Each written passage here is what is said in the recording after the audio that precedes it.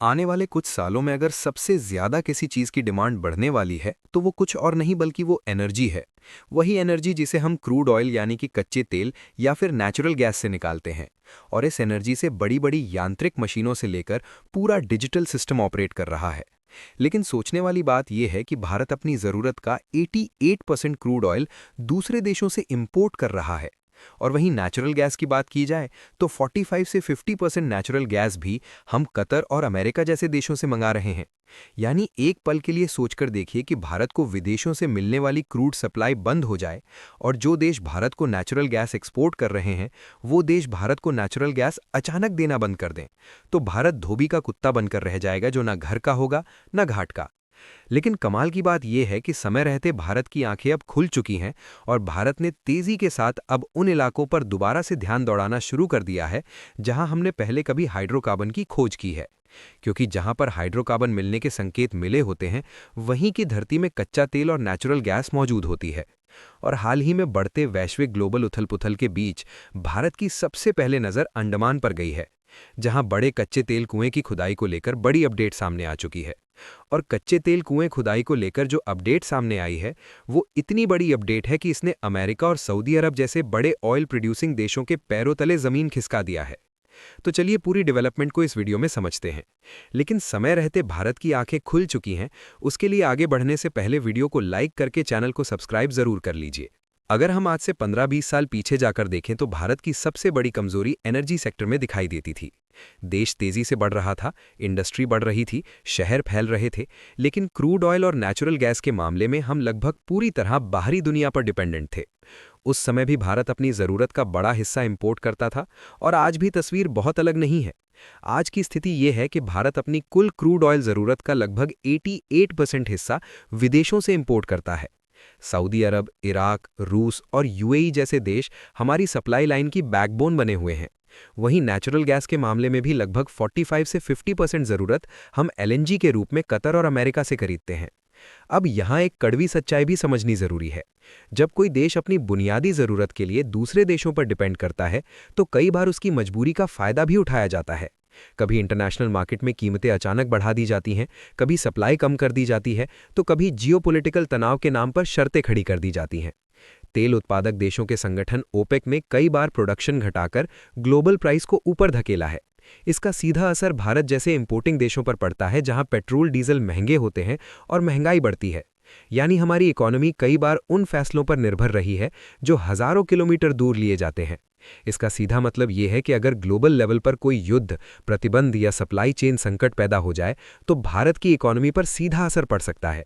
बिजली प्रोडक्शन महंगा होता है, ट्रांसपोर्टेशन लागत बढ़ती है और इंडस्ट्री की ग्रोथ धीमी पड़ जाती है। इसलिए एनर्जी आत्मनिर्भरता केवल आर्थिक मुद्दा नहीं बल्कि नेशनल सिक्योरिटी का विषय भी है।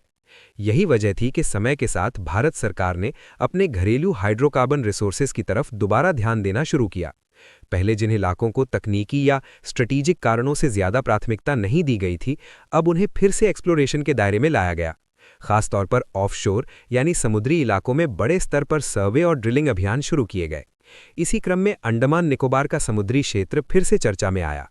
ये इलाका हिंद महासागर के महत्वपूर्ण समुद्री मार्गों के पास स्थित है और यहाँ का सेडिमेंट्री बेसिन लंबे समय से संभावनाओं के लिए जाना जाता रहा है। लेकिन बड़े पैमाने पर एक्सप्लोरेशन पहले कभी नहीं हुआ था। अब हाल ही में जो आधिकारिक कन्फर्मेशन सामने आई है उसने इस पूरी कहानी को नई दिशा दे दी है। भारत की सार्वजनिक क्षेत्र की कंपनी ऑयल इंडिया लिमिटेड ने अंडमान सागर में स्थित श्री विजयपुरम 2 नाम के ऑफशोर वेल से नेचुरल गैस की खोज की पुष्टि की है। ये वेल अंडमान तट से लगभग 17 किलोमीटर दूर समुद्र के भीतर स्थित है। पानी की गहराई लगभग 295 मीटर है और कुल ड्रिलिंग करीब 2650 मीटर तक की गई है। यहाँ से जो गैस सैंपल निकला उसमें लगभग 87% मीथेन पाया गया है, जो ये दिखाता है कि ये कमर्शियल यानी व्यावसायिक रूप से उपयोगी गैस है। शुरुआती अनुमान बताते हैं कि केवल सीमित सर्वे एरिया में ही 307 से 370 million metric ton oil equivalent के बराबर रिसोर्स मौजूद हो सकते हैं। अब सवाल उठता है कि अंडमान तक पहुंचने की कहानी आखिर शुरू कहां से हुई, क्योंकि सालों तक ये इलाका केवल संभावनाओं तक सीमित था। जमीन पर बड़े स्तर का एक्सप्लोरेशन नहीं हुआ था।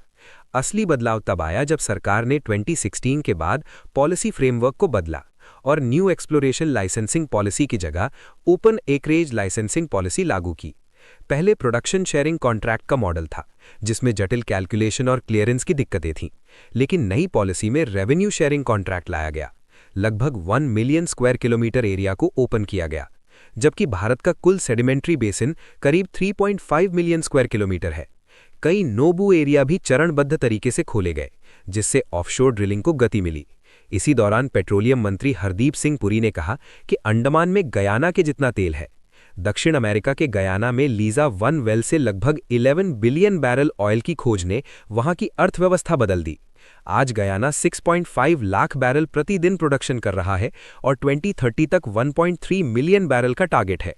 अंडमान का सेडिमेंट्री एरिया लगभग 2.25 लाख स्क्वायर किलोमीटर से अधिक है, जिसमें 18,000 स्क्वायर किलोमीटर शैलो वाटर और 27,000 स्क्वायर किलोमीटर डीप वाटर शामिल है। अभी केवल लगभग 8,000 स्क्वायर किलोमीटर में 2D और 3D सीस्मिक सर्वे हुआ है, जहां 307 से 370 million metric ton oil equivalent की संभावना सामने आई है। अब समझिए इस खोज का सीधा असर क्या हो सकता है।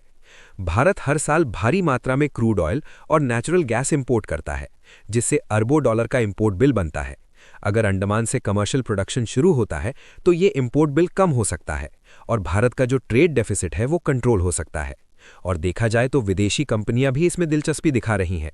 फ्रांस की टोटल एनर्जी, अमेरिका की शेवरॉन और एक्सॉन मोबिल जैसी कंपनियां भारतीय पीएसयू के साथ पार्टनरशिप को तैयार हैं। सरकार ने ऑयल फील्ड्स रेगुलेशन फ्रेमवर्क को भी आसान बनाया है ताकि प्राइवेट सेक्टर निवेश कर सके। और गयाना के उदाहरण से ये साफ है कि एक बड़ी खोज के लिए कई वेल ड्रिल करने पड़ते हैं और जोखिम उठाना पड़ता है। लेकिन अंडमान में 87% मीथेन वाली नेचुरल गैस की पुष्टि ये संकेत देती है कि हाइड्रोकार्बन सिस्टम एक्टिव है और कमर्शियल संभावना मजबूत है। अगर आगे भी इसी तरह के रिजल्ट मिलते हैं तो भारत की एनर्जी स्ट्रैटेजी में बड़ा बदलाव देखने को मिल सकता है। वैसे तो अंडमान से तेल और गैस जल्द ही निकलेगा, इस बात की गारंटी है, लेकिन कब निकलना शुरू होगा इस बात की कोई भी गारंटी नहीं है। इसीलिए अभी के खातिर भारत अपने एनर्जी इंपोर्ट को डाइवर्सिफाई करने पर भी ध्यान दे रहा है, ताकि सप्लाई स्टेबल और अफोर्डेबल बनी रहे। बाकी आप लोग कमेंट बॉक्स में ऑयल इंडिया को बधाई दें कि उन्हें इस मामले में सफलता जरूर मिले, और इस वीडियो को एक लाइक करके अपने मित्रों तक शेयर जरूर करें ताकि उन्हें भी जानकारी मिल सके। जय श्री राम।